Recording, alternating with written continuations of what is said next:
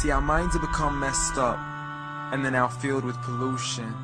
TV screens and magazines, we're beginning to look for a solution.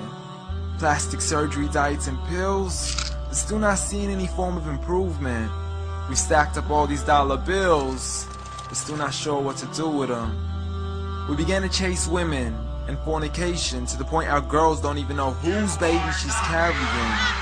We're so afraid of commitment that have no problem with damaging. She has your kids now, but you're still not even contemplating the possibility of marrying. See, this is what happens when we neglected Allah's best examples. You called her Mary, we call her Maryam. A woman who was perfect since birth, the best to walk the skies and the best to walk the surfaces of earth. The most exalted of all women, that's why she was dedicated an entire chapter in the Holy Quran, the final revelation in which there'll be none after. She was the best of all women, and to society she should be leading the way. I mean, that's why our women be dressing like her, because just like Mary, when Allah decrees something, we hear and we obey. See, Mary used to cover up. Despite everything they used to say, she would hide in hibernation, and to Allah she would pray. And when she was visited by angels in the form of men, she said, if you fear Allah, you would go away, because in the presence of men, she would not stay.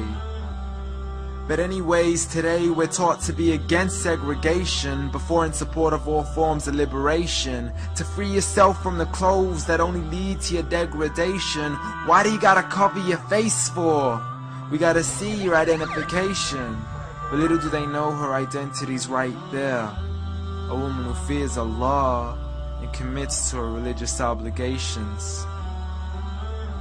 See, I respect all women too, because that's what my religion teaches. To lower your gaze when you're walking, there's no need to check out every second woman's features. There's no need to even shake another woman's hand, because in reality, there's only one reason why a guy would be pleased to meet you.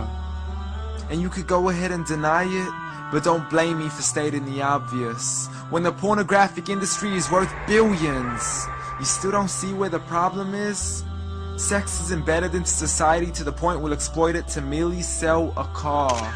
So you can act like this is all new to you, but you know for a fact how innocent we really are. I mean, just look at the simplistic way we're taught to dress. It's like if you dress less, then you're destined for success. You then force your women into heels and have the nerve to say that we oppress. You got it to dress up tightly, like it's an opportunity. But every time we lose our minds, it's like, see what these ladies do to me? But I'm not blaming it on the women, because we too have responsibility. Prophet Muhammad ﷺ said, the best of men is he who is best in his character, and the best of them is he who is best to his lady after he married her. He was the best to his wives. I mean, just take a look at Aisha. He compete with her in races and smile just to make her happier.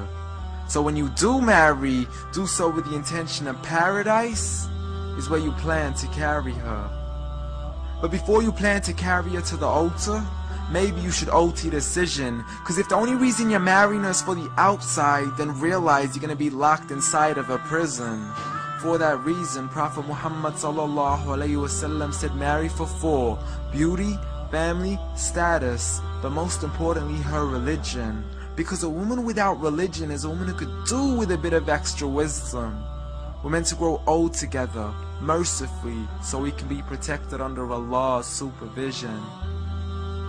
But relationships are a mess, and there's no guarantees you're gonna be a survivor. So be kind to her, and know that Allah will be kinder.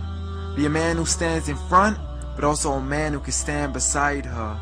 And if you're still looking for that good girl, don't go chasing after behind her. Rather search to find Allah first. For once you find Him, you're guaranteed to find her.